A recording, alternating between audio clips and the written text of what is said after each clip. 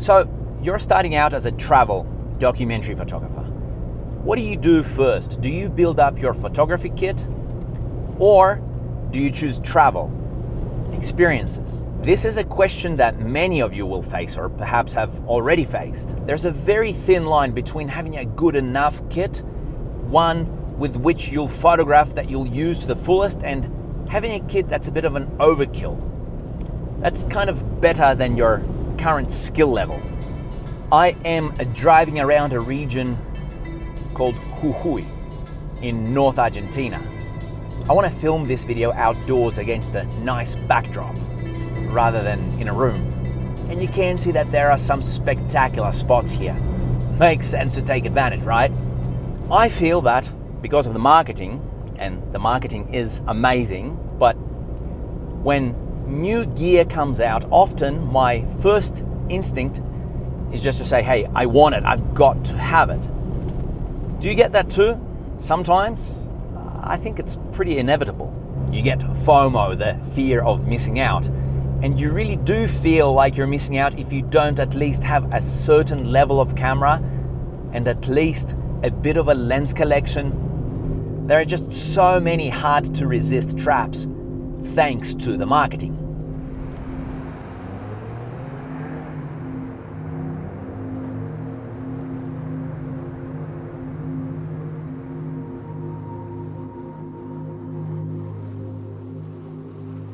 When I was starting out, the marketing, thankfully, wasn't quite so advanced, so I wasn't quite as tempted, not so confused by the constant hype. I just thought, all right, if I get a digital SLR, even a very basic one, as long as I can get that shallow depth of field and change lenses, that's all that I need to be able to create great photos. Very naive, yes, but I wasn't far from being right, because you can actually start to create amazing photos with very basic gear. So this spot here looks pretty good. Seems like it's pretty windy. Maybe I'll manage though. It seems like it comes down every now and then, but they did report strong winds for today.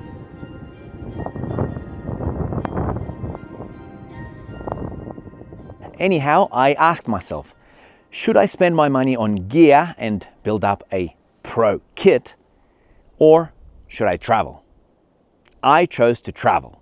I went to India. All of my favorite photographers had gone there, and it seemed that India played a big part in their careers. So I hoped that whatever happened to them in India might rub off on me too. By the way, if you are a regular on this channel, then you're probably already aware that I am launching an entire educational photographic resource based on my travels around India, all the lessons that I learned there, and of course all the lessons that I'd like to share with you. It's very comprehensive. There's a digital book, audio lessons, all the details for it are in the description, and you can get a taste of it in the free ebook, which you can download, also in the description. With all of that said, I think that many of you want to know, well, what was your kit for your first journey to India? So here's what I took with me. I took a Canon 300D, which I believe was a 6 or an 8 megapixel camera. I don't even remember, to be honest. It was quite a while ago. I took the nifty 50, so that plastic 50mm lens, f1.8. Also got a 28mm f2.8 lens on eBay for cheap, and I actually bought my first digital SLR in Thailand on the way to India. So the salesman convinced me to get an 85mm f1.8, but I didn't really use it that much. Overall, I wouldn't necessarily say that that was like cutting edge technology and an amazing kit even for that time, but that was it, and off I went to India. India, for me, was an absolutely transformative experience. I learned so much. And very importantly, my choice to focus on the experiences and to actually go to a place where I was so excited to make photos, that planted a seed in me to come back again and again. India would become my classroom. This is where I would really learn photography, where I learned to photograph people. I was previously quite shy and really needed the stars to align to even approach to photograph a person. But in India, it was different. People would actually approach me. My experiences in India gave me so much confidence, just a huge transformation for me. And there was so much more too. In India, I pretty much learned how to get out there on my own and how to get things done on my own.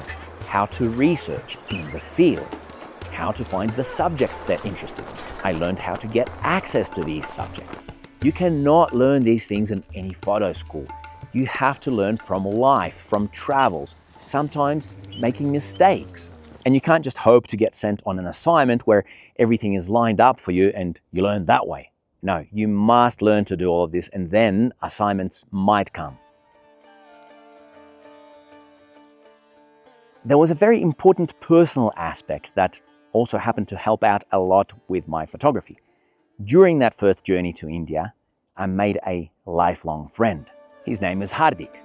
He's been instrumental in my photographic career. He helped me get on the map as a photographer with my first project, which was in India. It was on the Rabari semi-nomadic shepherds. And after that, Hardik traveled with me on almost every one of my trips around India. He also helped me understand how the country works, how to deal with the cultural differences, many practical things, and this was just so useful for my future trips. Now, had I chosen to really build out my kit, get all that gear, then I wouldn't have been able to go to India for quite a while. You see, I traveled to India when I was just 25, and my resources were very low, like is the case with many people who are just starting out on this journey. So it really had to be either the gear or me going and traveling. Now imagine if I did say, no, I want to be a serious photographer, and as a serious photographer, I need serious gear. Perhaps if this was now with all of the marketing, then I'd be convinced that I need the best lenses to travel with. Then you go down that rabbit hole and you want to get the 24-70 f2.8. Before you know it, you're saving up for the 70-200 f2.8. and you're postponing your trip because, you want to have all of the lenses before you go on a big journey like that. But of course, within the bigger picture, all of this is absolute nonsense. I said to myself back then, and I will say it now, just go with whatever you have. I started to learn and to have life experiences before the gear. There's no substitute for that. If you want to do travel, documentary photography, or even video, YouTube stuff related to travel, you need relatively minimal gear to get off the ground. And I'm not telling you what to do, just giving advice from someone who has experience to reflect back on. Also, speaking logically, if you are just starting out, don't you want to see if you're any good at this photography thing before you invest money into more gear? Even if you went to a photo school and you think that that means you're a photographer, that ultimately doesn't really mean anything. The question is, are people willing to pay you for your photography or for anything that you do that's related to your photography? Will there be a way for you to recoup all that money that you put into photography thanks to your photography? If you want to shoot commercial stuff, maybe weddings, things other than travel and documentary, then by all means, build that kit, get those lenses, get a professional looking camera. It'll impress your potential clients because it looks the part. But that is a different category of photography altogether. I went to India 7 times, and I'm just kind of using India as an example because this is the country that made me a photographer. Also, as I mentioned, I am in the middle of the launch of my newest educational resource called The Photographer's Mindset India. So just saying, for me, India represents what photography is about, what the kind of photography that I love is about. India taught me so much about photography, and it even gave me a few important life lessons. The country also brought together me and my girlfriend, now wife. We met in my native Belarus. I asked her if she'd like to join me on my second trip to India, and she agreed. We traveled on a motorbike, just the two of us at first, then with my friend Hardik. We had so many crazy adventures, the kind that you remember for your entire lifetime. We often reminisce on those life-changing experiences. Some of those journeys were so intense. There were many challenging moments for all of us. But these experiences showed me who the people around me were. We ended up developing such a strong bond, and those experiences, they kind of set my life on a certain trajectory. Here, I think it's important to talk about something, though I think that my view on this matter will not be a popular one with many of you. So if I had focused on more gear, on building that photography kit, then my life would have probably turned out quite different. Why is that?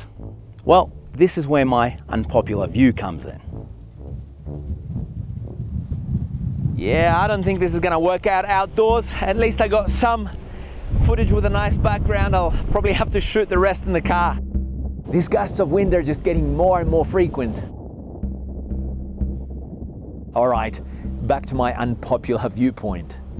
You see, I believe that there is a limited window of time to do certain things in life. And sometimes you have to choose what to prioritize. In my case, it was basically build the perfect photography kit, get all the gear, have everything perfect before I go and travel, or go with the flow, improvise, kind of like I am now inside of the car, but basically become a photographer somehow, some way. I've been doing this travel photography thing for, almost 20 years now. And over this time, I've been able to generate an income from my photos and because of my photos. Pretty much everything that I have now, the lifestyle that I have, the traveling, the camper, all of this is the result of my choices and seizing the right opportunities at the right time.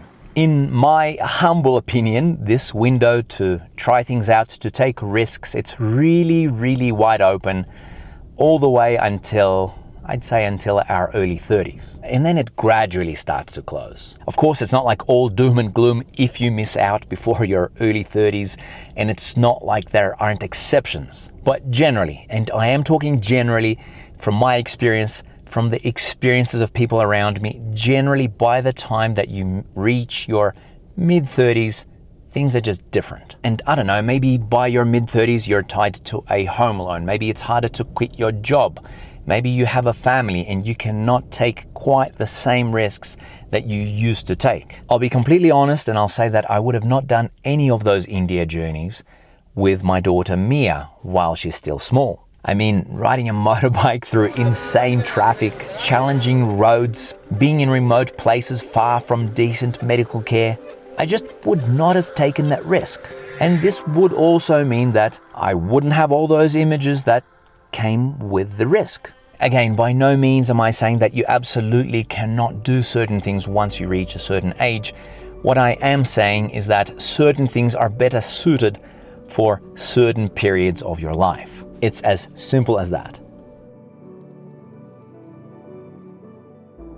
At this stage, I feel it's very important to make sure that there is no misunderstanding in relation to everything that I've talked about so far. I am by no means saying that getting gear is a bad thing. When I could really say that I was a professional photographer, I got all the gear that I wanted. The best lenses, the best cameras, everything that I needed. But the point is this, I only got the gear when I really knew what to do with it, when I needed it. And this should also not be underestimated, the gear was justified financially. People were ready to pay me for my photography, for big projects. So gonna get to wrapping it up and bringing it back to the question that I posed at the beginning of the video. When you have a choice between buying gear or traveling, having live experiences, I personally would always choose the latter, the traveling, the experiences. And again, for me, India just happened to be the country that became my classroom. Though I think it's no coincidence that it became a classroom for many amazing travel and documentary photographers. But you don't have to go to India. That was just my choice, my dream.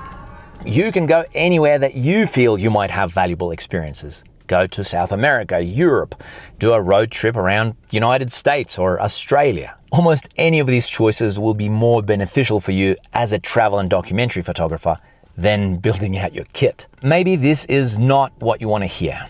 The camera manufacturers probably don't want you thinking that way. But I believe with all of my heart that this is the truth. Just look at how the landscape looks almost desaturated from all of the dust, all the sand that's been brought up into the air from the wind. That's enough of that craziness. It's getting even more windy, so I'm getting out of here, getting back to the house that we're renting. And just before I leave, I wanted to say, look, I'm not telling you what to do by any means. I'm just sharing my experiences as somebody who has had those experiences and, is then able to tell you how things worked out for them. Hey, that's it from me. Thank you for watching. And in case you haven't checked out my favorite photos from India, then do that by clicking the video on the screen. And stay tuned for another video related to my travels and lessons from India. That's coming very, very soon.